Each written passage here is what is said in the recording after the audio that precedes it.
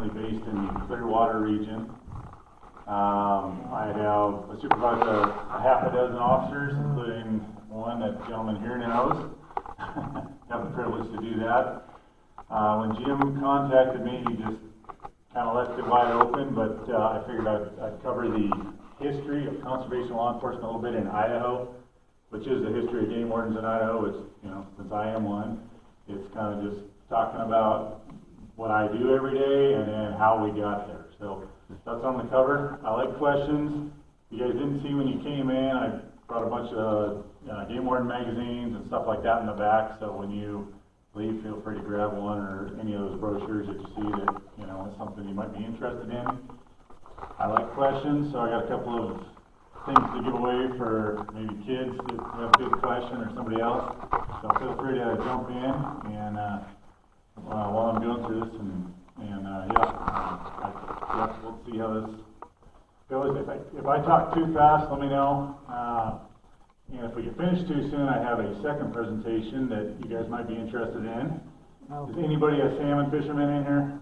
Yeah, We got one or two? Okay, all right. I love camping. We'll see. All right. So let's get rolling here. So Idaho Fish and Game, we have a mission statement if you're not aware. Basically, the gist of it, can't read from here, is preserve, protect, and perpetuate wildlife for all the citizens of the state of Idaho, and if there's excess, for other citizens. So that's our mission statement. That's what we do. We try to stay, I think as an agency, do a fairly good job at trying to stay mission focused and not stray too far in the weeds. I think that's a bad direction for agencies to go, so we try to stick to that. As I'm talking through, you'll some of that will come up. Okay, so 1899, May 5th, 1899, Department of Fish and Game is established. And guess who the first employee is? A game warden, right? Yeah. So this is Charles Arbuckle was appointed by the governor as the state game warden. Kind of an interesting thing. His salary was $1,200 a year, which if you put that in $25, it's about $45,000. So, I guess lower, middle class or whatever you want to say, but kind of interesting. And then he had $300 extra to run the department, which not a lot, right?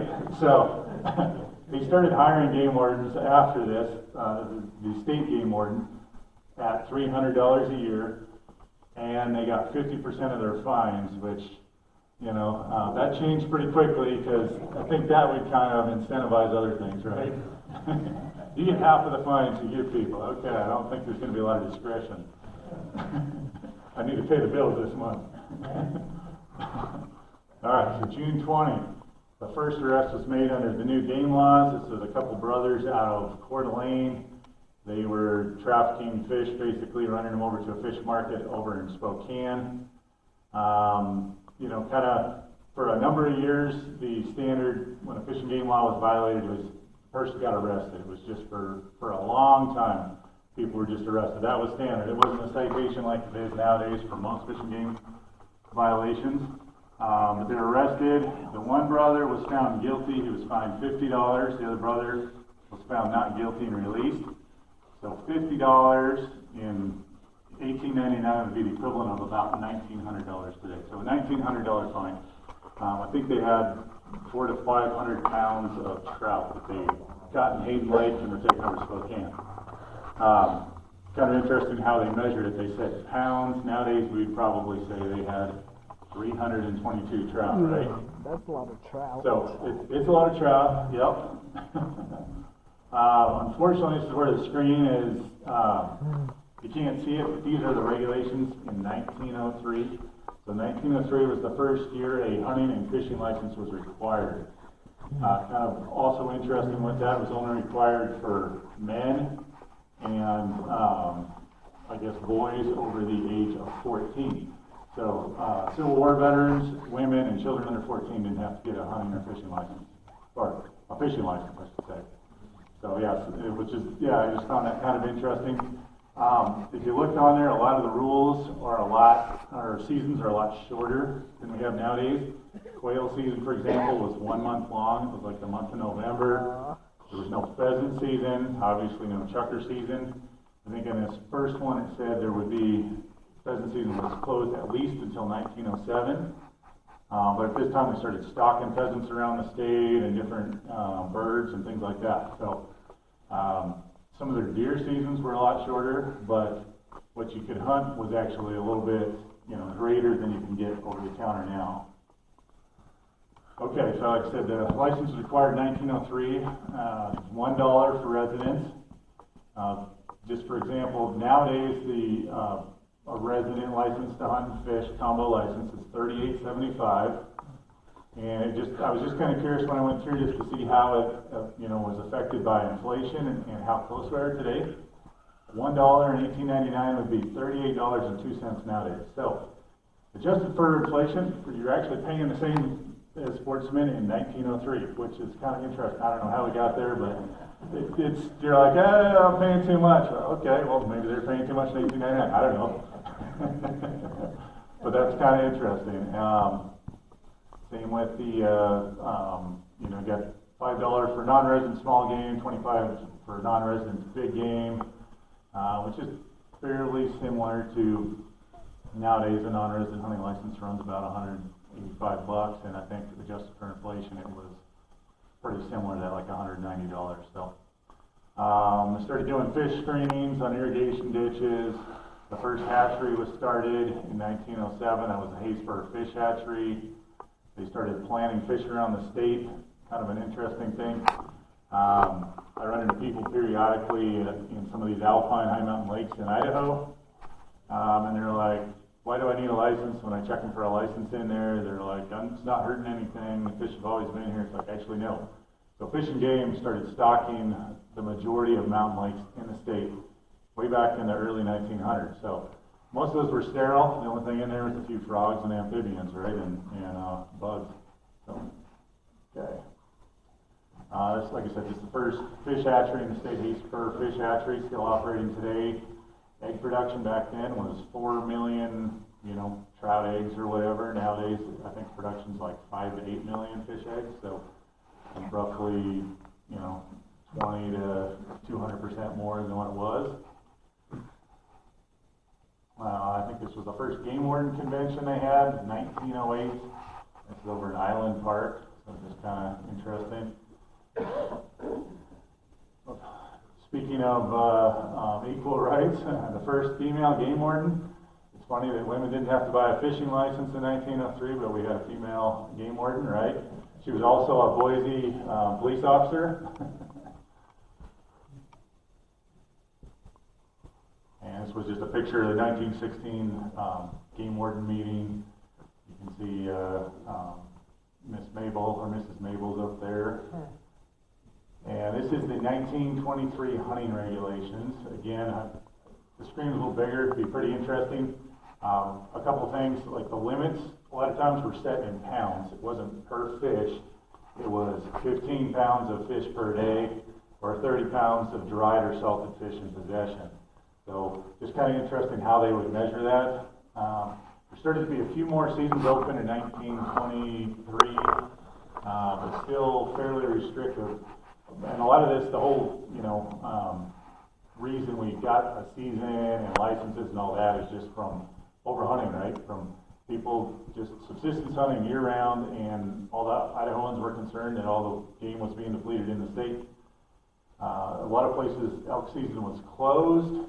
There was 1 or 2 counties where it was still open, but about this time they were shipping a lot of elk from Yellowstone around the state, different places in the backcountry, Selway, Frank Church, a lot of that stuff. We established a lot of game preserves. There was the Selway Game Preserve. Actually, there's a whole bunch of them in the Selway, and just different places around the state. A lot of those now have gone away because there's no reason. We've got a limited hunting season, right? Limited take, so there's no reason to have a preserve anymore.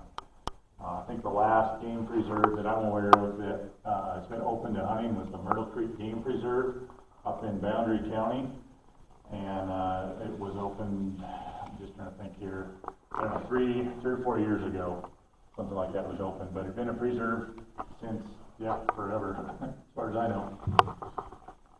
Okay, so 1928 Idaho fishing regulations, one of those examples I was talking about, Dolly Varden trout. 25 pounds was your daily limit, right? And so 25 pounds of trout. So does everybody carry a weigh scale in here? Anybody do that? Okay. So what's wrong with calling them Dolly Varden trout? So that's my first question for y'all. I didn't know they had Dolly Varden here. I thought that was an last year. That is correct. So there's the first problem. So I'll give you a D-liar here. This is Decisions Against Poaching tape measure. We call it your D-liar. So when you're out there and I got a 26-inch trout, more like 18. So, actually, for a long time, Dolly Varden and bull trout were classified as the same. The reality is, or they've reclassified them since. So Dolly Varden are more coastal trout species. Some of them are sea run, but Alaska, British Columbia, some into Washington State. The other thing is the Dolly Varden is technically not a trout, it's a char. Same with bull trout. So they're called a trout, but they're a char. They're cousins, so all right. Okay, so season game limits, there you go. 1 elk, 1 deer, 1 mountain goat, 1 sheep, right? And we used to have a lot of sheep in the state, right? We used to have as many as 100 or 120,000 bighorn sheep in the state until basically they contracted pneumonia and a bunch of other diseases from domestic sheep, and that led to a crash in our sheep population. All right, so first check station in the state, 1932. Started using those. That was the first documented check station we had. Okay, so the Fish and Game Commission was established in 1938. William McIntyre was the first director appointed by the commission. So previously, the state game wardens were responsible for setting rules and laws, and there was a lot of concern that this was too much, could be too political or too, they were too close to the rules they were setting, right? It wasn't objective. And so then they started appointing commissions to set seasons. So, yeah, if you're not aware, the commission is not they're not Idaho Fish and Game employees, right? So they're just citizens from the state, from various sportsmen's groups that they appoint to the commission, and they serve out a term, and then I think they can do 2 or 3 terms, and then they're limited, but don't quote me on that one. Okay, standardized uniforms, 1942. Things are just kind of progressing as we go along here. There's another game warden meeting. We had a lot more game wardens at this one compared to, say, the 1913 one we saw, or 1916 one. Somewhere around, I think it was the 50s or 60s, they finally set the total number of game wardens that we have, and it hasn't changed since then. So people say the department's grown, Idaho Fish and Game has grown, but the number of wardens hasn't really changed since about the 60s in the state. Yeah. More technology, mobile radio, right? Yeah. Cars, Yeah. right? More time to do other stuff. Okay, so 1970, things started changing a little bit. We had officers started going to the Idaho Peace Officer Academy, which is POST, right? Peace Officer Standards and Training. This is down in Meridian currently. At different times, we've also had a North Idaho POST up in Coeur d'Alene. I'm not aware that there's been a POST anywhere else in the state, any other academy, but those are 2 locations that we've had POST academies. And then in 1978, Fish and Game officers got full peace officer status. So people ask me all the time, what can you do? And I kind of joke at them. It's like, well, everything from spitting on the sidewalk to weapons of mass destruction, right? So what do I deal with? The reality is we stick pretty tightly to fish and game stuff. I had this discussion with some other people today too. It's like, when you buy a hunting license, what do you expect? You expect that the dollars that you spend, that are used in that would be used for fish and wildlife enforcement, not other stuff, right? So talking about agencies staying in their lane, we stick pretty close to that. So can we do traffic? Can we do other stuff? Yes, but it's uncommon. Just generally would be for public safety, would be doing something different other than that. Okay, so probably